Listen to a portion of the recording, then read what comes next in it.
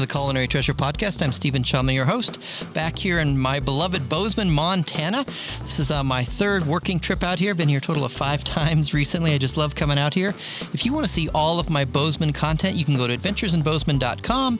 I've got my travel articles, my food articles, my craft beer podcasts, and more importantly for this episode, links to all of my Bozeman Internet culinary podcasts. Today, I'm really excited. I've had my eye on this restaurant here with Chef Charley. Graham, how are you doing, Charley? Good, Stephen. Thanks for coming. Oh, delighted to be here. So Little Star Diner, last year when I came out for Bozeman Craft Beer Week 2019, I just didn't make it out here. I wanted to because your menu is just so enticing and intriguing. And now to get to be with you and tell your story, to me, is just the best. Thanks a lot. So questions that I ask everybody on all my podcasts, where were you born? I was born in Cleveland, Ohio. And where'd you go to high school? I went to Jefferson Area High School, which is about an hour east of Cleveland. In Jefferson? Yep. Nice. And did you, have you been to Cincinnati? Once or twice. Haven't spent much time there. Do you know what Skyline Chili is? I do. Oh, yes. I love me some Skyline Chili. I did a podcast with Skyline Chili when I was in Cincinnati. Really? I know that's kind of a tangent, but I just love me some stupid Skyline Chili. Oh, it's a good idea. I'll put it on the menu this winter. And the mascot is what at Jefferson High? It's a falcon. The Falcons. And so where did your cooking journey begin? I started cooking in Moab, Utah at the Desert Bistro with my good friend Carl Kelly. He's the chef there.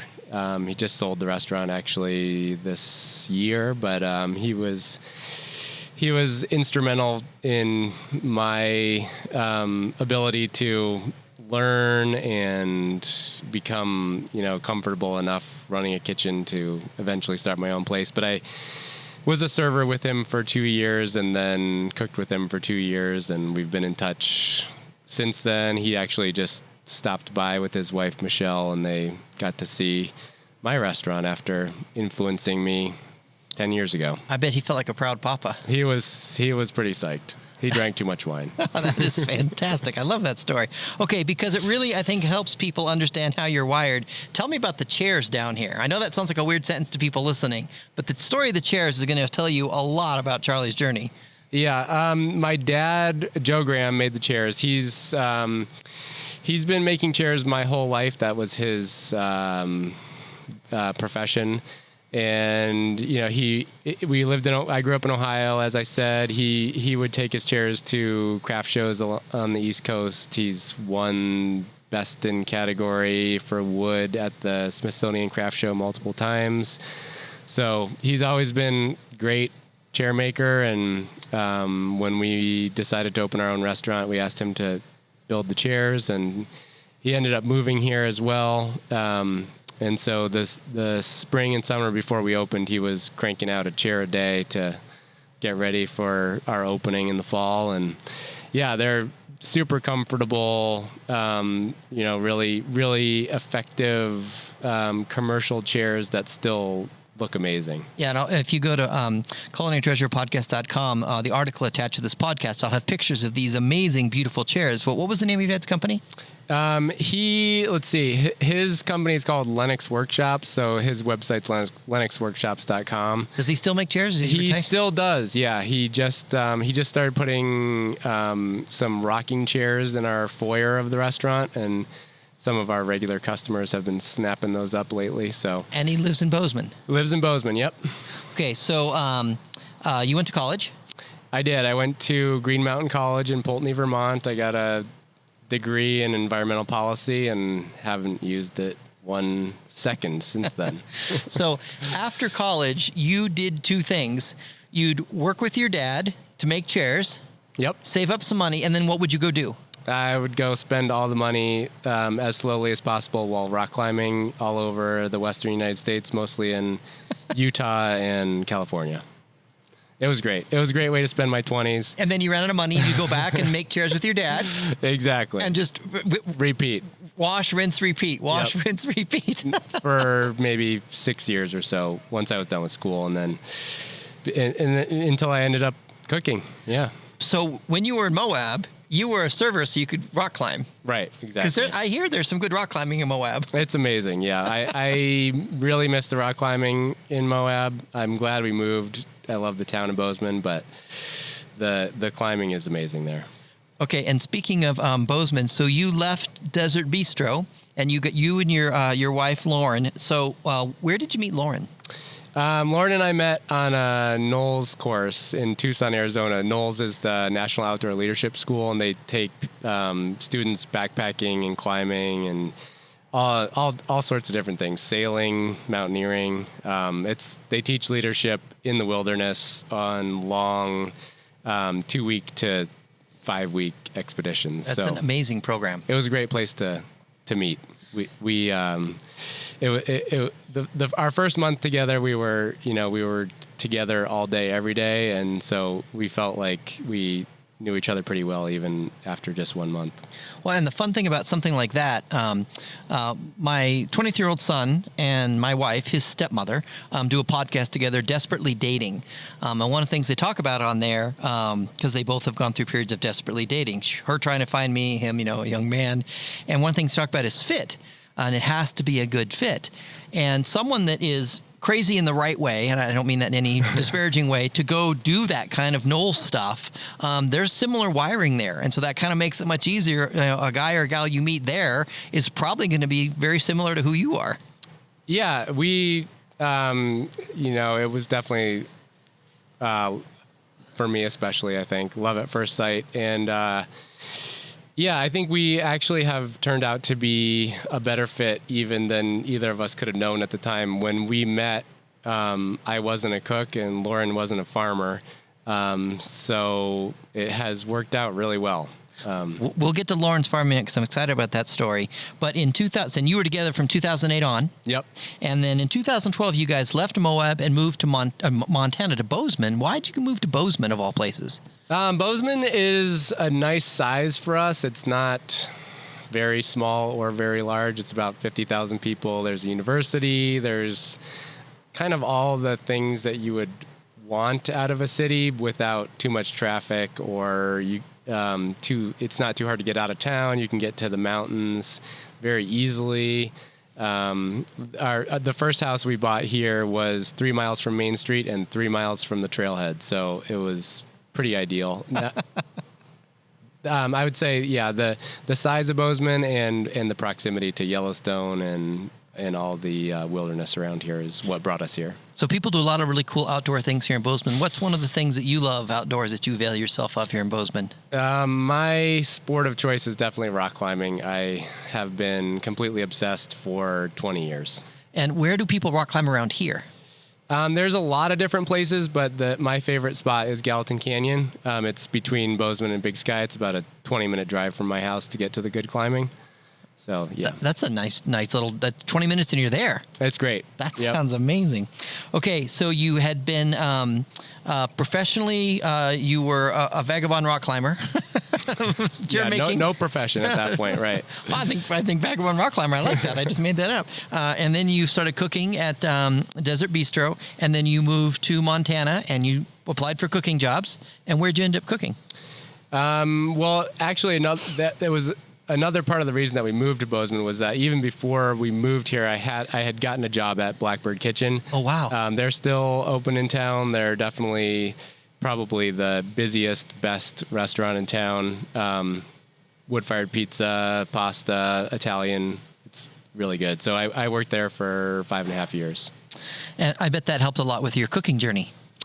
Oh, yeah, it was great. I mean, prior to working at Blackbird, I had 3 years under my belt, including 1 year at Claire's in Vermont, which really helped me learn how to source from small farms. But yeah, working at Blackbird, I really fine-tuned my people management skills and just got a lot better at the day-to-day running of a professional kitchen.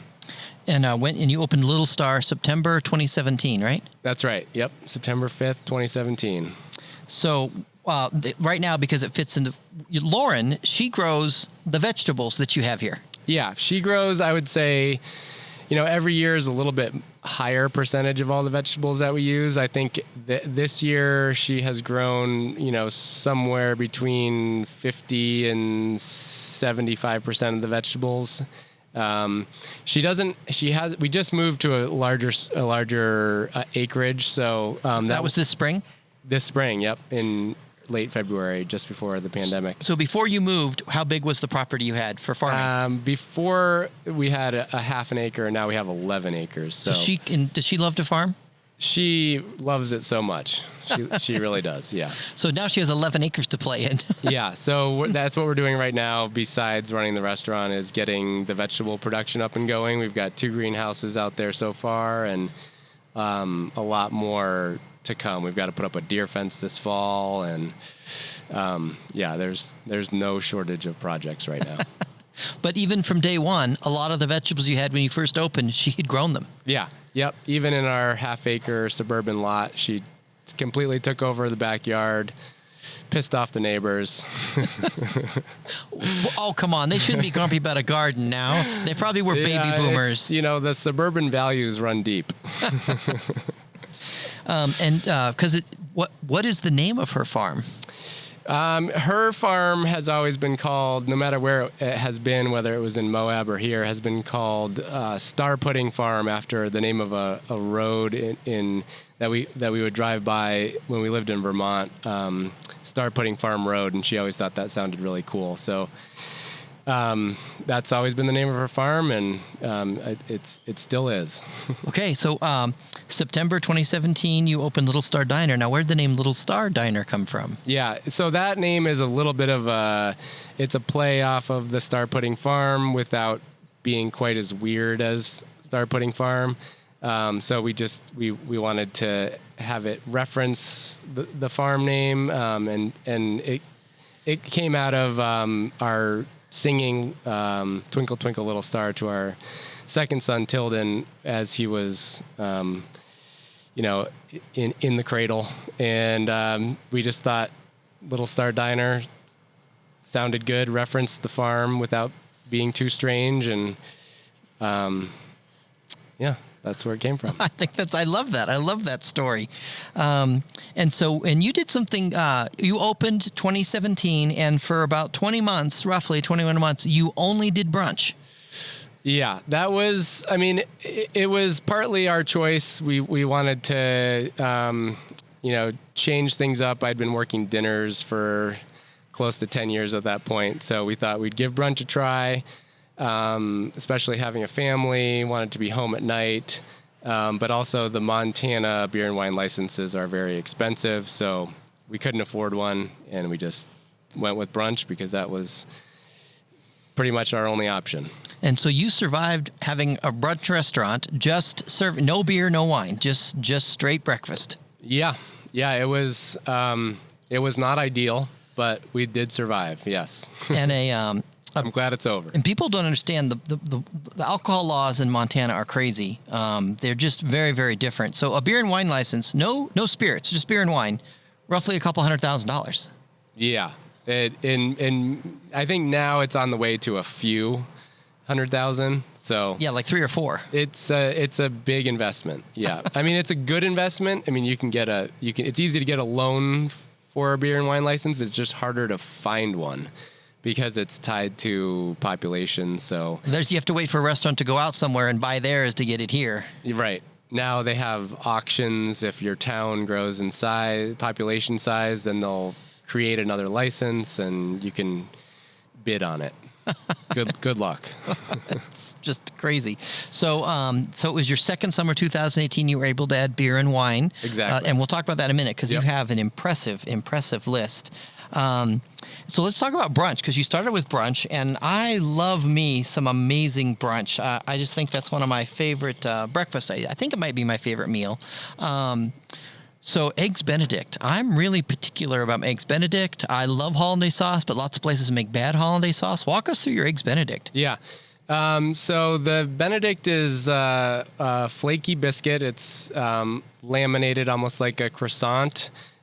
Split in half. Each half of the biscuit gets a a poached egg, and then the hollandaise is super stripped down hollandaise, butter, lemon juice, salt. That's it. And then seasonal vegetable goes along with it. In the summertime, we'll give you cherry tomatoes, fennel powder, basil. And then in the winter, it's winter squash with rosemary powder. And so it's, it's a recognizably similar dish, but with seasonal vegetable added to it. And then you can, if you want sausage or any other kind of meat addition, that's fair game in any season. Yeah, you've got sides, like you've got smoked ham as a side, pork sausage patty as a side. Yep. Ooh, Yeah, those all sound amazing. Your huevos rancheros, that looks phenomenal. Come on now, that's got to be a great seller. Yeah, that's been one of the more popular recent additions to the menu. The base of the huevos is a crispy polenta cake that we make from nixtamalized corn. So it's, most people think crispy polenta, they think Italian food, but this has that corn tortilla flavor, baked into it, sort of. So then, there's the polenta cake on the bottom, and then you get 2 fried eggs.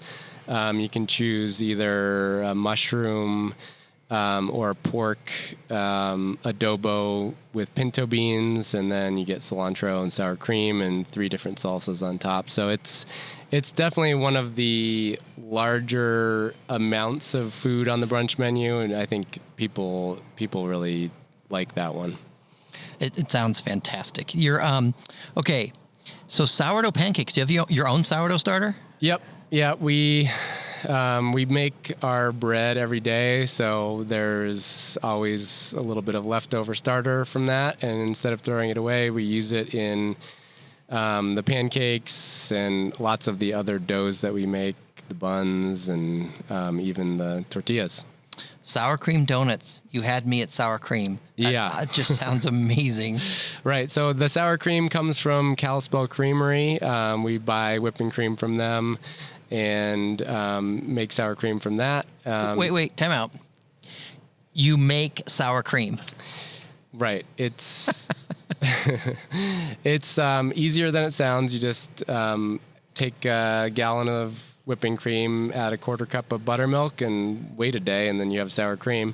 And then we use that to make butter and everything else. I just leave the half and half outside in the summer, and then I got sour cream that has to go. I'm just kidding. Exactly. So, but the sour cream donuts sound amazing. And then, is it all year flathead cherry jam, or does the jams rotate? It'll rotate. Like in the spring, we'll do rhubarb jam right when the rhubarb comes up, and we'll do blueberry, huckleberry, plum.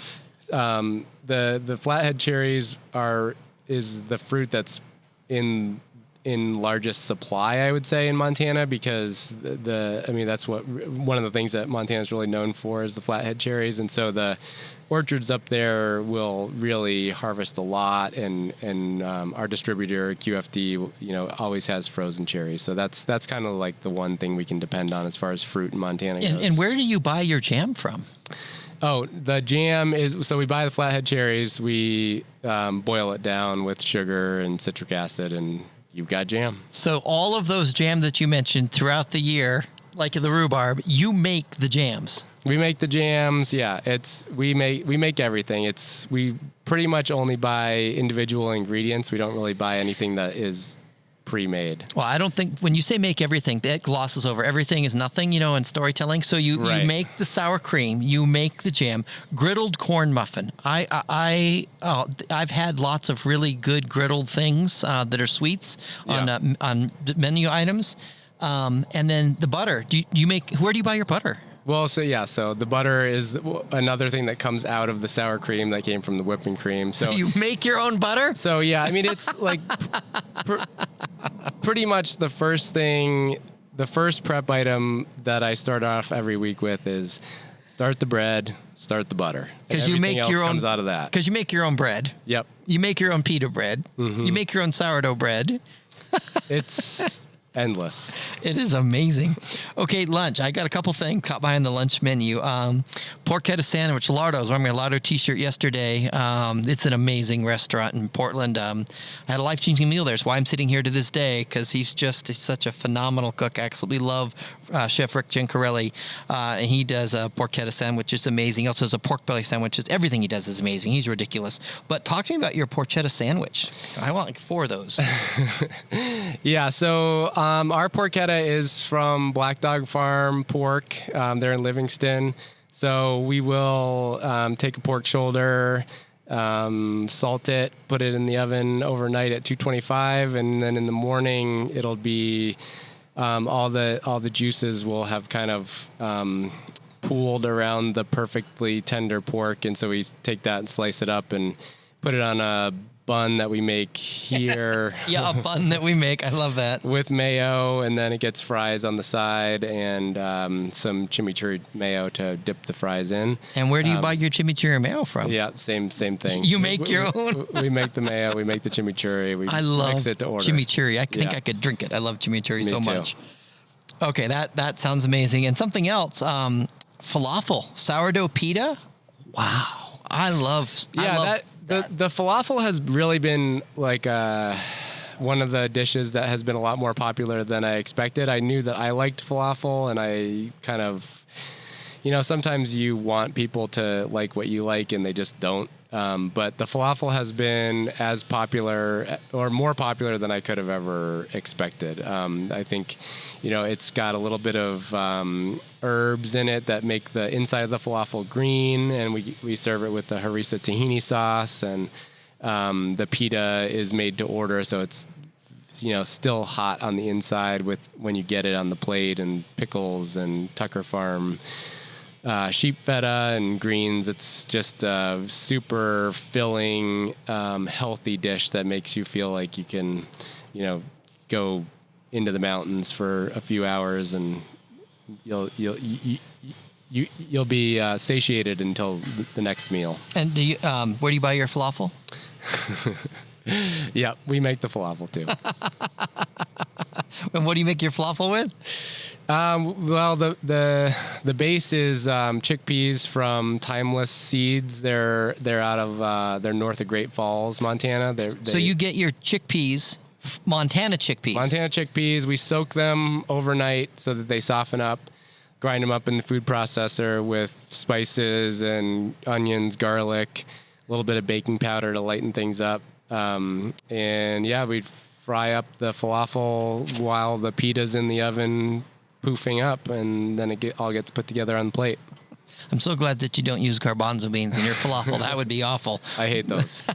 Me too. I like that. Okay, so I've been leading you on actually and having fun. So the way that I would describe your restaurant, it's Montana Bounty. The food is made here to the max. Made here, not in Montana, not in Bozeman, but you make it right here in the restaurant. You make the falafel, you make the sour cream, you make the butter, everything, you make the bread. Everything you can make, you make right here, and then you use distinctive ingredients. It's not just chickpeas. It's chickpeas from whatever that amazing place is right here in Montana. The flathead cherries right here. Everything is very distinctive and interesting, all your ingredients. Yeah, I mean, I really try to make food for our customers that they can't get anywhere else. I don't like to use ingredients that they can just go to the store and buy. So yeah, it starts with the distinctive ingredient, and then it's really driven by what Lauren and I like to eat and what the customer likes to eat. So you take those 3 components and you arrive with, about 20 items on each of our brunch and dinner menus. And, our goal is for each item on the menu to be really good. We don't want to have, just 1 or 2 standout items. We want people to be able to order, if you have a large table and people want to try a lot of stuff, we want, everybody to order something different and everybody to be really happy with what they got. And I was lucky enough recently to be in the presence of an amazing chef, but Bozeman-based chef, and he said that better ingredients make for better cooking. I think that was Chef Charley Graham that told me that. And it is so true. I've heard chefs say they get like these amazing heirloom tomatoes and they feel like they need to live up and honor them with what they cook. So I think part of your passion for distinctive ingredients is you love better ingredients, and the better cooking it pulls out of you. Yeah. And I think also being married to a farmer, I mean, if sometimes Lauren will eat something that she feels has been, too modified, and she talks about how that doesn't respect the farmer, and I get that. And so, yeah, it's all about, trying to take some ingredient that you understand how good it is, and trying to treat it in a way that allows the customer who may not have any idea where that ingredient comes from, that allows them to realize that it is a special ingredient. Yeah, it's one thing to be a chef and disrespect the farmer. It's another to be a chef that disrespects the farmer you wake up next to. Exactly. That's not a good idea. It doesn't work very well. Okay, so your dinner menu, you've got salads and appetizers. You've got pastured meats. You've got seasonal vegetables. I think you got, 6 salads and appetizers? Yep. You've got 6 things in the pastured meat category, 6 things in the seasonal vegetables, 18 items. Yep. 12 of them are vegetarian. Yeah, that's true. I think it's a lot easier to do that in Montana in the summertime, but in the wintertime, it won't be that much different. We can still get mushrooms all year round, and storage vegetables. It's just, we love to eat vegetables, and I think a lot of our customers value that we have a lot of variety in the vegetarian options. They don't have to get this, if they're a vegetarian, they don't have to get the same thing every time they come here. At the same time, we still have larger, our portion sizes are not small. People definitely get filled up when they eat at Little Star Diner. And there's still plenty of meat options for those folks that think that vegetables are for bunnies. So I love me a good steak. I love me a good ribeye. I did have the hanger steak at Copper Bar, and that was even better than the ribeye, which was amazing, which blew my mind. But at home, I often eat vegan. My wife often cooks vegan, and I love it. And when I look at all of the vegetables, I could eat here and be a very happy man. Because a lot of people will think, vegetables, there's no flavor. You can do amazing things with vegetables, have really, really tasty meals where, I'm sorry, but I know you could. My wife could make a meal that even the most staunch carnivore would forget about the meat. Right. Because the food will be that good. Well, and also, if somebody wants to add meat to any of the vegetarian dishes, they can add the braised pork. They can, sometimes we'll have like a portion of roasted pork belly that they can add to it. So, being a small kitchen in a small restaurant with servers that know the menu really well, we can kind of tailor things to whatever the customer wants. So it's not, we're not trying to be all vegan or all vegetarian. Really, we just want to have the most variety given the ingredients that we have to work with. And if 10 people cook the same steak, there's going to be some variation in that steak. But if 10 people cook potatoes, everybody's going to do something different with it. And there's just, we have a little bit of a limited palette to work from given our concept. And so, really focusing on vegetables is a way to keep things fresh and exciting all year round, even working from our chosen restriction of Montana ingredients. I love it. So let's talk about, talk to me about your beef tenderloin, because I'm sure it's probably Montana Bounty, local from Montana. It's definitely from Montana. Yep. It's C5 Organics out of Cardwell. It's about an hour west of here on the way to Butte. They have a small ranch. I know they sell to some of the grocery stores in town. I'm not even sure if any of the other restaurants in town carry them. They're definitely on the small side. But I have been buying Brian's beef for the entire time I've been in Bozeman, and I just love it. His beef is grass finished, so it's It's super dark red. It almost looks like elk meat. It's almost purple. And the tenderloin is kind of the ultimate combination of super great beef flavor because it's grass-fed, and it's still super tender because it's the tenderloin. So it kind of checks all the boxes. That sounds amazing. And a fun trip if you're here in Bozeman is head out to Lewis and Clark Caverns, and then you can have a nice drive and head from there to the Pony Bar.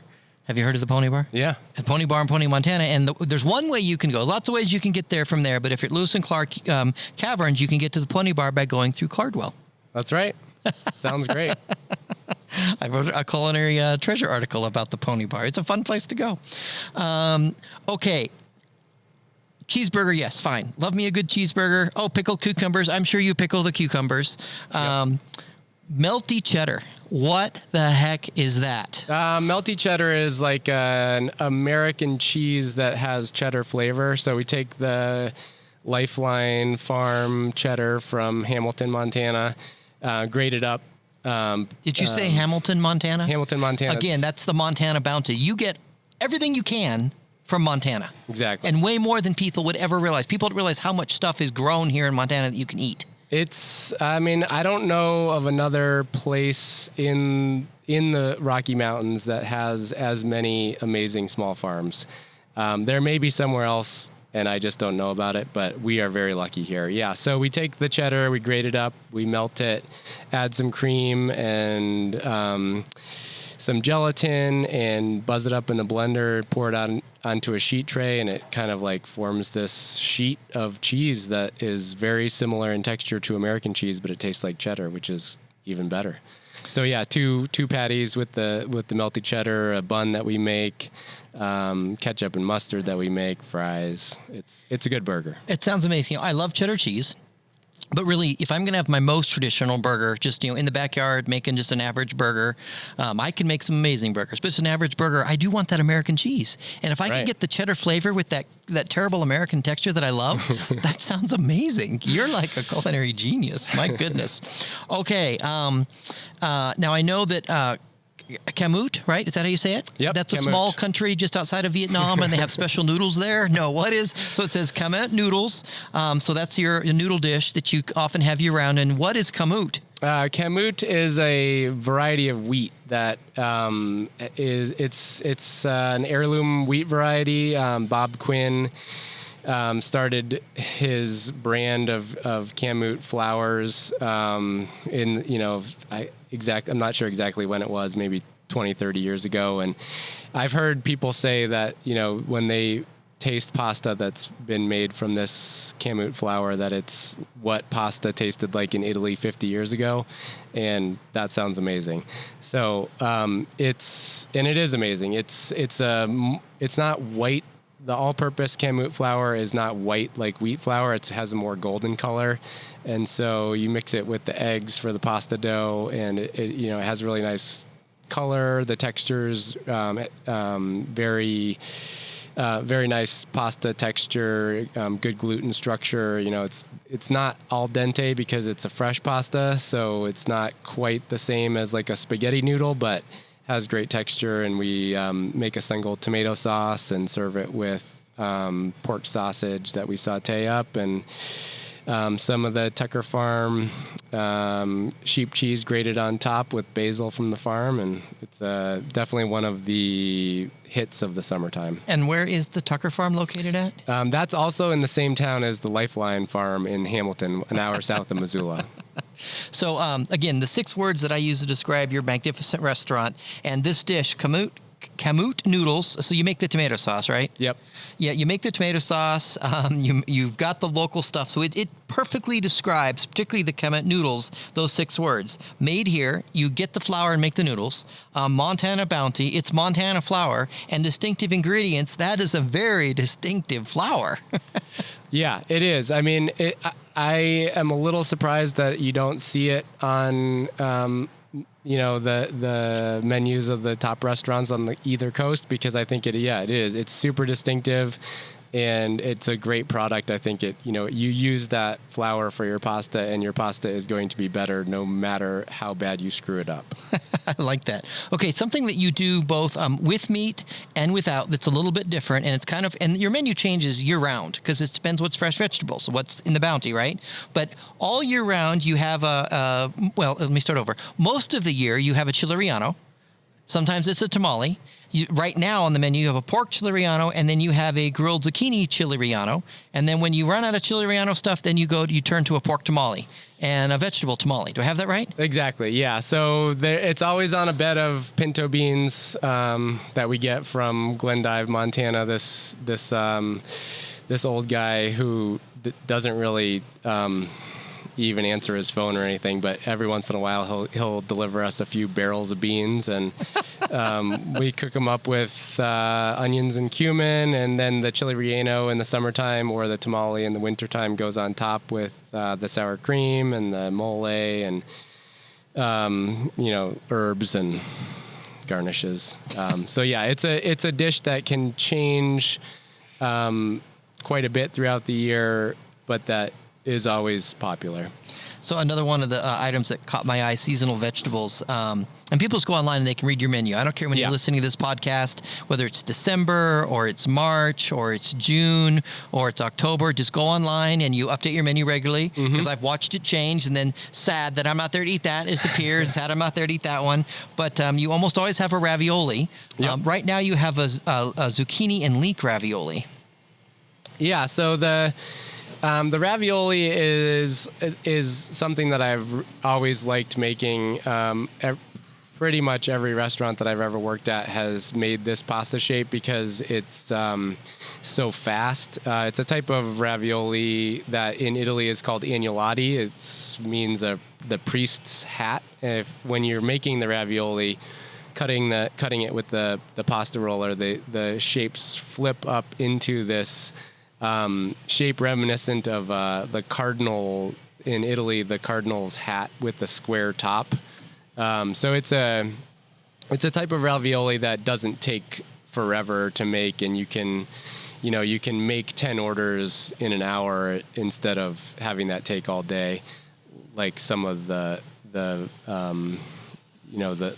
what you would think of when you think of ravioli. That those shapes are very slow, and we don't really have time for that, so we make these and I love this dish because it kind of fits our MO with changing the vegetable and keeping the form of the dish, because there's so many different variations with this dish. You can fill it with vegetables, you can fill it with meat. Traditionally, it was actually in Italy, it was filled with meat usually, but it's kind of like one of the best ways to take some leftover scrap, season it really nicely, and put it inside of a ravioli, and then you also have all the options for the sauce too. So you've got a million options for the insides and a million options for the sauce, and it just kind of allows me to always be, trying to come up with a new combination for the ravioli that is my new favorite. So, and I'm sure that, so the vegetable ravioli throughout the year, what are some of the different vegetables you put throughout the year? Like right now it's zucchini and leek, but we know winter comes. What kind of vegetable raviolis do you make? Right. In the wintertime, it's usually going to be some kind of root vegetable. Like one that we have done a lot in the past that I really like is celery root ravioli. And usually almost any vegetable, if you mix it with onions and Parmesan, is going to be amazing. So in the wintertime, we'll take celery root, we'll roast it, we'll roast some onions, we'll grate some Parmesan, we'll fold it all together in a bowl, pipe it into the ravioli, make some butter sauce, put it on the outside with some parsley. And then that gradable sheep cheese from Tucker Farm in Hamilton. It's pretty awesome. That sounds incredible. It's great. Yeah. So just because it's a favorite of mine, everybody throughout the year, ravioli or not, do you ever do anything with beets? Yeah. I love beets. Exactly. Yeah. I would say the thing that we always do with beets is they are one of the three components of our roasted roots, which is a side on the brunch menu. That's beets and potatoes and carrots. It's it's a side, and it's also the accompaniment for the biscuit sandwich on the brunch menu. But then we'll also do things like in the past Lauren got really into making rye, like a Danish rye bread, and she went and learned how to make rye bread in San Francisco last summer or the summer before. And so we were doing this rye toast with sour cream and roasted beets and cured trout from the Paradise Valley. Unfortunately, there's the trout farm. It doesn't exist anymore, so we haven't done that in a while. But this coming fall, we've got a couple new beet dish ideas, but I just haven't quite gotten to them yet. Maybe in the next month or so. That'll be awesome. Okay, again, people can look at your menu and just drool and say, yes, I want to go there and have that. But you have a great a wine and beer list on the beer side. I love seeing some Map Brewing. They're one of my favorite beer podcasts I've done here of all time, actually, of any beer podcast. They're just great guys. I love the guys at Map. Just amazing beer. And I know that your beer list changes regularly too, but so it's cool to see local breweries. Near and dear to my heart, you've got some Portland breweries, including Breakside. I love me Breakside. That is amazing. So a fantastic beer list. And then your wine. You are gracious. I have been drinking the whole time you've been talking and slaving away. I have been drinking this amazing lo-fi wine. It's a 2019 Gamay Pinot Noir, Santa Barbara County. And it's a blend of 50% Gamay from Oak Savannah Vineyard and 50% Pinot Noir from Skyview Vineyard. And the really cool thing is that all the wines on your menu are natural wines. Where did that come from? So we have been very lucky to meet the Bent Frenchman. His name's Ryan. He's out of Missoula. I love that name. He's got a tiny wine, and he does a little bit of cider and beer as well, distribution company.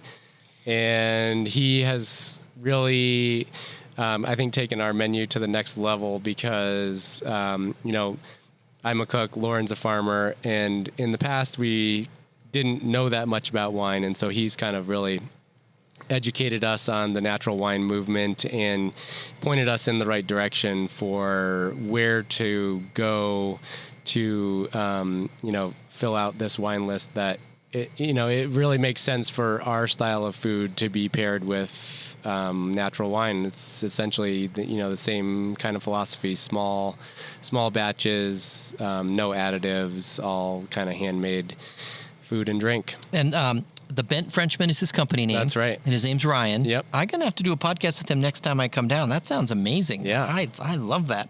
Okay, your space downstairs is absolutely beautiful. It looks like it's a fantastic place to have a meal in the dead of winter when the snow's flying. Those chairs that you mentioned that your dad made are fantastic. Really well done. But then you also have a rooftop deck. That's really cool. And I know that summer in Bozeman lasts, I think it was legally, I think you can only go about, 28 days, and then summer's over. But summer's fast here. But wow, what a wonderful thing when you can use it. Yeah, it is great. We have, probably about 30 seats on the rooftop, and as long as it's not raining in the summertime, that's where everybody wants to sit for sure. It gets a little tricky controlling the climate upstairs without a roof or walls, but we do our best, and our customers really love sitting out on the rooftop, with an herb garden surrounding them, and looking out at the Bridger Mountains and eating and drinking. Yeah, this is about, a 12-inch wide planter on three sides. Yep. And there are herbs planted all the way around that I look. Just phenomenal. And yeah. And who's the farmer that planted those? Lauren. All right, a couple questions before we close. So what's it like having a restaurant in Bozeman? It has been great. We've been here 3 years. I think for our first restaurant, I think it's a lot less intimidating to open a restaurant in a town this size than moving to New York or LA or San Francisco and dealing with, all that competition and just the bureaucracy of a huge town. So I think it's very user friendly from our point of view. There's even though it's a smaller city, there's a lot of people here that, have a lot of interest in trying new restaurants and eating at restaurants pretty often. So there's good demand here, and I would say it's been really great being in this neighborhood. We've had a lot of regular customers that started off just trying us out and have ended up eating lunch. People don't really eat lunch anymore now that COVID happened, but we really depend on our regular customers. And so, we'll see people twice a week, 3 times a week. So yeah, I think the Bozeman community has really supported us well. And, we really appreciate that. We love it here. And so we love having restaurants. So one thing is you're not on the main drag. Exactly. You're not on Main Street. We're not on Main Street, but we're right next to Main Street. Yeah, you're just like 2 blocks off. One block off. One block off. And so I want to encourage the Bozemanites who live here, if you've been to all the restaurants and you heard about Little Star Diner and you're listening to this podcast, just come here. I don't care if you love, like I do, a great ribeye. I don't care if you do. Come here anyways. The food will blow you away. It's worth it. And for heaven's sakes, if you're visiting Bozeman, you come here. You have to come to Little Star Diner. I'm telling you, you are going to be so glad that you did. And it doesn't matter. They're 1 block off. You can walk 1 block. It'll be okay for you. Do you love cooking? Yes. Yeah. I mean, I think that's the one thing that doesn't really change. Some weeks I get a little behind at the beginning of the week and it's hard to catch up, or I'm feeling burnt out. But I think that's, that's one reason that the ingredient is so important to me. It's that when you're cooking something that is obviously super fresh or super high quality, that fact is always very apparent. So cooking is just always fun. Even on a bad day, it's still fun to cook. So yeah, I do love cooking. And last question, you've been here since 2012. Yep. Does Bozeman feel like home? Yeah, I think it does. It's the winters can be really long, and sometimes we especially when February rolls around, you just want winter to be over. But I think it does feel like home, and I think I'll probably be cooking here for a long time. Well, Charley, it's been a delight to have you on the Culinary Treasure Podcast. I wish you all the best, and I cannot encourage people enough. Even if you're not sure about vegetables, I used to be that guy. I grew up, and I've had tremendous, many vegan vegetable meals. He's just vegetarian meals, so at least you'll get cheese, thank the good Lord. So come here, have it, and yes, he does have that amazing tenderloin, the double cheeseburger with the melty cheddar. We didn't even talk about, you've got an incredible chicken dish. So if you're a carnivore, there's plenty of food for carnivores, right? That's right, yeah. But the nice thing is, often carnivores are with people that would just be happy with vegetables, so do them a favor and bring them here where they can have an incredible vegetable bounty while you still get a fantastic meal. Right? Exactly, yep. All right, it's been a delight to have you on the podcast. We wish you all the best. Okay, thanks, Stephen.